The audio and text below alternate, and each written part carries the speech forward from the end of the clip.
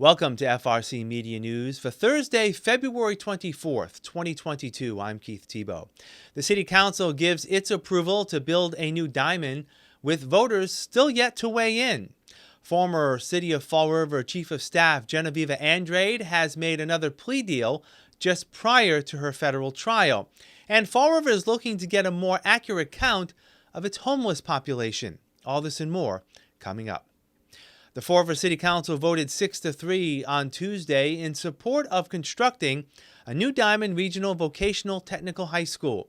Approval and an option to pay for it will now go before city voters. At the Council's Finance Committee meeting, Diman officials provided details of the $293 million school, the $145 million in state aid, and the $193 million Fall River will need to raise for its portion of the project. Diman alum and former school committee member Carl Hetzler told the council the school is over 50 years old and in need of major repairs. Diman is tired. Diman lacks space. Diman has a lot more students today than it did when I attended. The machine shop that I'm very familiar with is crowded. There's not enough room anymore for the modern equipment that they need to bring in. We need to make this investment. We need to do it because vocational education, and I'm sure all of you would agree, vocational education is very, very important. But being able to teach it in an environment that gives the students the room they need and gives the faculty the room they need for the equipment that they will need to bring in is super, super important. And if we don't take the opportunity that's presented to us now, the question is, when? It's only going to get more expensive. Financing is going to be, the rates on borrowing money is going to go up. It's going to get more and more difficult to make this tough decision. If there's any way that this can be done through the normal operating budget of the City of Fall River, I would ask all of you to look deep into that and find out if there is a way. This is a defining moment for our community regarding vocational education. We need to do this, and as a community, partnered with Somerset, Swansea, and Westport, we can do this. Diman Superintendent Dr. Elvio Ferreira says Diman students need access to technologies that a new school will afford. We're just starting to come out of one of the worst times in modern history, a time where trades were taxed to the highest degree. Job openings never seen before, but no skilled labor to meet the demand. How do we prevent that from happening again? What steps do we have to make to ensure our economy doesn't have to waffle through this again? How do you ensure we have enough nurses, machinists, technicians, contractors, plumbers, and electricians to move forward? The answer at this time is right in front of us. I know many people are going to challenge you with the question on how we can afford to do this. From our point of view, the more important question is, what happens if we don't? Are we better off letting this chance pass by, or are we better off finding ways that allow us to grab it while it's in front of us? Can we allow this chance to slip through our fingers, knowing that it may never come back around? We all agree that the students deserve the best. You've shown that in your actions over the years. We ask you to show that one more time. City Councilor Sean Kadim says he's in favor of building a new Diman, continuing a commitment to provide the best educational environment for all city students. There is not a school in the City of Fall River on the public side that has not seen a new building, with the exception of Diman. Okay? We can't lose sight of the fact that 76% of the students that go to Diman are Fall River students. We owe it to Fall River students, if we support education, to support Diman. Now, we can ask the difficult questions as to whether or not we think the cost associated with the building is legitimate, but I think, in all fairness, if we're going to support Durfee, we're going to support, the Spencer Borden, we're going to support the Green School, we're going to support the Slade School, we're going to support the Laterno School, we're going to support the Sylvia School, and the list goes on. How do you not support the Diman School? City Council President Pamela Liberty LeBeau was one of 3 councilors to vote no. Her reasoning was not that Diman does not need a new facility, but that the administration has not given clear direction as how it intends to pay for it. It would be an unfortunate vote of the council if we don't have all of the numbers in front of us, including what the diamond number is, if we're talking about a debt exclusion, including an updated long-term debt, having those numbers in front of us, what that looks like, and how it could be paid that way. And we have two other letters of intent, statement of intent requests in front of us tonight for two other schools. They're for repairs, they're not for full schools. And I'm not saying that takes precedent or doesn't take precedent, but, we need, kids do deserve state-of-the-art schools. We just need a very good understanding of how the city is going to pay for them. The next phase in the approval of the new school will involve city voters. Because of the large price tag for the project, city ordinance calls for voters to approve any debt that is more than $5 million. Mayor Paul Coogan says that's the direction the city will go, with details on a referendum still to be worked out between the elections office and Diman. The mayor also gave us an indication on how he plans to pay for the new school, asking voters to approve a debt exclusion. Well, that would be the option, the debt override. I think if we had to cut that kind of money out of the budget or try to develop new revenues, it would be a significant problem for the city of Fall River. I'm not saying it can't be done, but at the same time, that's a tremendous amount of work. We looked at a school like that, very similar to we looked at the Durfee project. It's a significant amount of money. The voters should have a say on it. That's our first focus, is making sure that people can weigh in on a school like that. It's, like I said, it's a benefit to the community, but again, everybody should have a say on how we fund it. The mayor says he would like to see the approval vote of the new diamond and the debt exclusion question included on the same ballot. Many councilors, including some of those who voted to approve the diamond proposal, have reservations as to whether another debt exclusion for a new school will be tolerated by taxpayers. Beginning next year, taxpayers will begin seeing more in taxes to pay for the new BMC Durfee High School. Voters approved that debt exclusion in 2018. The City Council this week gave unanimous approval to the appointment of Roger St. Martin to serve as Fall River's next fire chief. I look forward to leading a great group of men and women within our fire, EMS, EMA, and Special Services Department, and alongside our brothers and sisters in the Fall River Police Department, and local and state governments and other city departments in protecting and assisting the residents of Fall River. The Fall River Fire Department has made great strides forward in the past 35 years, and I plan to continue this momentum. We understand that our customers are the citizens of Fall River. When they're having their worst day, they call the Fall River Fire Department and EMS division and trust us to fix and mitigate their issues. And we do. And we will continue to do so. St. Martin has been serving as interim chief since the retirement of former Chief John Lynch earlier last month. Federal prosecutors and defense attorneys representing former City of Fall River Chief of Staff Genevieve Andrade have struck a plea deal to avoid trial next month on extortion and conspiracy charges. Andrade has been charged in aiding and abetting former Mayor Jazio Correa in the extortion of funds from recreational marijuana vendors looking to set up shop in Fall River in exchange for a favorable recommendation to state regulators. Under the terms of the plea agreement, prosecutors will drop charges of extortion conspiracy, extortion aiding and abetting, and bribery.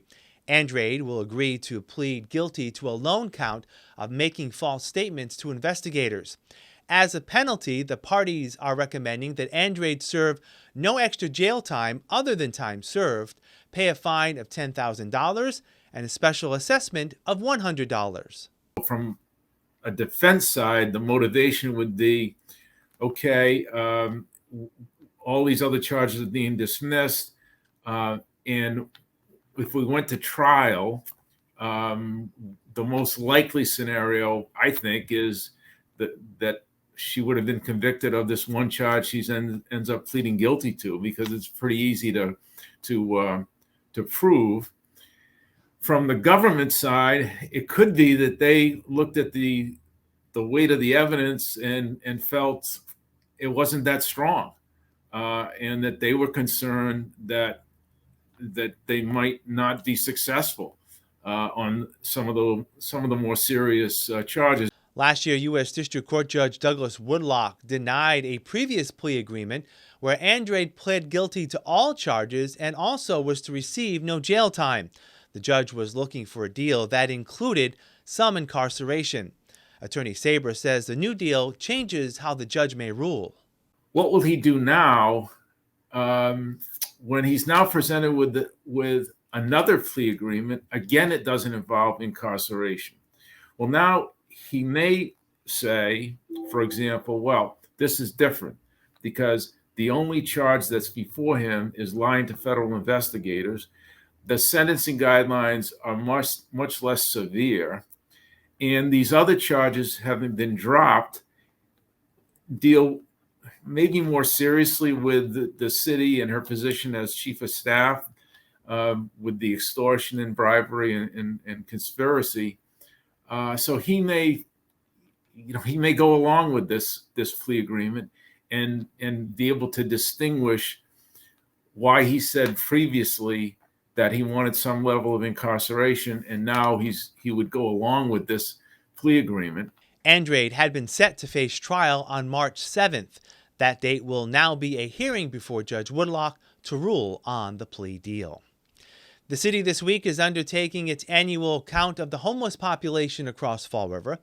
The U.S. Department of Housing and Urban Development requires cities like Fall River to conduct what is called a point-in-time count of those in the city experiencing homelessness. An accurate count will assist HUD in not only gathering data on the homelessness problem across the country, but target funds to areas in need of assistance. Fall River conducts these counts annually and has committed a street outreach team of dedicated human service professionals and others to canvass the city to identify those without a steady home. City of Fall River Homeless Coordinator of Programs Mary Camara says identifying those who are homeless is a challenge. So in Fall River, they tend to hide well. They don't necessarily they're not all out on the streets begging, although we've seen an uptick in that lately. We have always assumed that they were about 3 to 4 times what we've been able to count. But now that we have the street outreach teams, we're definitely getting a more accurate count. We were counting between 10 to 25 in past years, and I've been doing this almost 25 years. And in the past couple of years, the last count was 78 people on the street. In Fall River, we don't find too many actual families. It's mostly individuals, and that's because Massachusetts has the right to shelter for families with minor children. Homeless and substance abuse advocate Nikki Fontaine says individuals in local shelters are also counted. And as the pandemic and inflation continue to impact residents, more and more of them are finding themselves out in the cold. For the point-in-time count, they do count the people that are in transitional housing, permanent supportive housing, sheltered, and then unsheltered, so that we can get a clear picture of everyone that's out there, because we are seeing a lot of people that are sleeping in their cars that we didn't know about, people that are being evicted because they didn't pay their rent throughout COVID, or the rents are so high now they just can't afford it. So we're getting more people than ever. Just in this last week, I had 10 people contact me, names I've never heard before, that will be homeless March 1st. In 2021, 325 residents in Fall River were identified as homeless. Fontaine says those on the street outreach team are trained to help and not judge those needing assistance. If someone's been stigmatized, which most of us have, I'm in recovery. I was homeless here in Fall River, and I didn't go seek shelter because the hospitals and other agencies had treated me so poorly that I would hide. So the fact that they have us going into the encampments and I can tell them, hey, I relate, we do care about you, you are loved, you are important, and they start to break down those barriers. That's the biggest thing that the street outreach program has done, is humanize it, make them feel that they're not alone and offer any support they want. So sometimes I go to a couple and they don't want help for the first 8 months that I see them, but I'm building that rapport and I'm giving them basic essentials that they need, and eventually they pick up the phone and they'll call me when they're ready to go in. The culminating event of the point-in-time count will be this Saturday from 10 a.m. to 2 p.m. at the One Step In shelter at 134 Durfee Street and at the Tamau Center Overflow shelter at 371 Bay Street, where the homeless and community partners will gather to provide free clothing, food, and treatment resources for those who are in need. Fontaine and Camara say the community partners are focused on working together toward a common goal of ending homelessness in Fall River. We have the city administration, we have religious entities, we have the hospitals, we have private businesses like Bay Coast Bank, as well as all the social service providers, as well as people like C-SPEC workers who are case managers through health insurance. I think the mayor's homeless task force has been instrumental in bringing all the organizations together. But yeah, I mean, they'll flag down EMS because they know they can trust EMS now, and EMS is going to help them and get them into the shelter. So it's really been a true collaborative effort with so many organizations. If you look at the flyer, it has all the logos of all the people that are helping, and that's just the beginning. You know, there's still other silent partners, like she said. It's taken a long time to break down those silos because all those agencies work in their own silos. They have their own reporting that they have to do and the people they have to answer to. So we'll have more FRC Media News right after this. Here are some job descriptions on the latest hot jobs list from the Mass Hire Fall River Career Center. Refrigeration Technician. Gem Plumbing and Heating, located at 356 Pleasant Street, seeks a full-time refrigeration technician to maintain, diagnose, and repair various commercial refrigeration systems. Job number 163-08975. Activities Assistant. Fall River Healthcare, located at 1748 Highland Avenue, is looking for a full-time activities assistant responsible for providing group and individual activities for residents in the facility. Job number 163-10460. Warehouse Associate. Goodman Manufacturing Company, located at 197 Broadway, is seeking a full-time warehouse associate to perform a variety of warehouse duties that may include packing, pulling, checking customer orders, replenishment, shipping, and material handling. Job number 163-08816. Allied Service Manager. People Incorporated, located at 4 South Main Street, is looking for a full-time Allied Service Manager. For more information, call 508-679-5233. L3 Harris Technologies, located at 273 Martine Street, has an immediate need for the following full and part-time positions. Senior Project Engineer. Job number 163-08304. Senior Software Engineer. Job number 163-08282. For more information about these or other positions, visit Mass Hire JobQuest at jobquest.dcs.eol.mass.gov or call the Mass Hire Fall River Career Center at 508-730-5000. Welcome back. We continue to see encouraging information on a decline in the number of COVID-19 cases here in Fall River. Here are the latest numbers from the State Department of Public Health recorded last Thursday, February 17th. The city saw another 50% drop in new COVID cases last week. 167 new cases of the virus were reported, down from 333 new cases the week prior. Vaccination rates remain flat, 69% of city residents having received at least one dose of the vaccine and 61% fully vaccinated. Only 24% of city residents have received the COVID vaccine booster. There is still ample opportunities to receive the COVID-19 vaccine in Fall River. You can find out where by visiting the city's website at frvax.com, or you can call 883-8VAX-NOW. That's 883-882-9669. You can also dial 211. The future growth and development of downtown Fall River was the focus last week of a forum hosted by the city, Viva Fall River, and the Redevelopment Authority. Approximately 40 downtown business owners, nonprofits, and other stakeholders attended the event held in Government Center.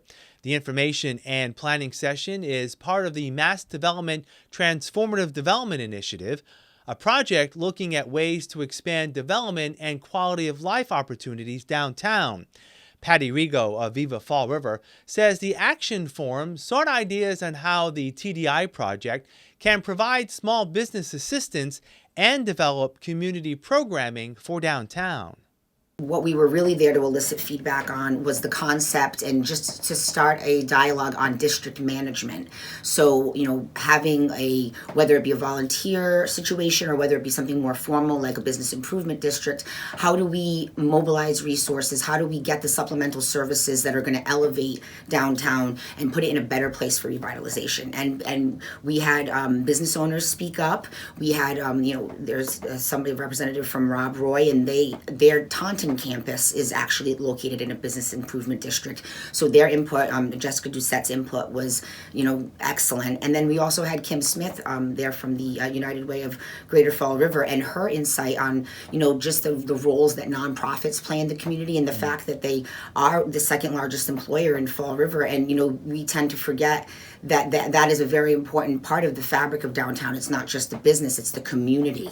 Rigo says the TDI project, which has been extended for another 3 years by the state, will be working with a consultant on implementing initiatives within the district's Rapid Recovery Plan completed last year.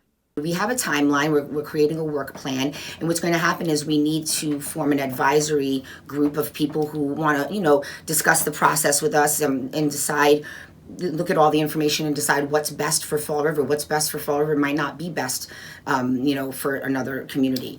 And then the eventual goal is to have a steering committee of some, key stakeholders, property owners, some key businesses, and some community leaders to talk about, okay, so what would be the geography if we were to do this? What is the timeline?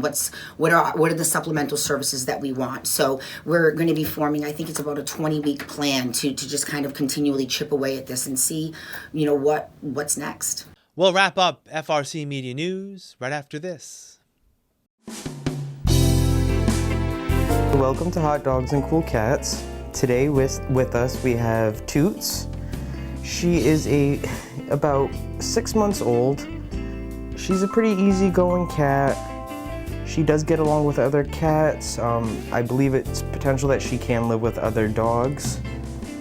She would also do well in a home with kids. She still has a little bit of a playful side to her. She could also be a little couch buddy if you want to sit down and watch TV or movies. I'm sure she'll crawl right up on your lap, and she's very sweet. She is still considered a kitten. So if you want to come down and meet Toots, give us a call at Forever Paws Animal Shelter and schedule an appointment to come meet her. I know she would love to come meet you. This is Boston. He is an 8-year-old English Bulldog Sit. He is very sweet. He is very playful. He loves playing with tennis balls, plushie toys. If you were interested in Boston, his owners would need to own their own home. He is good with cats.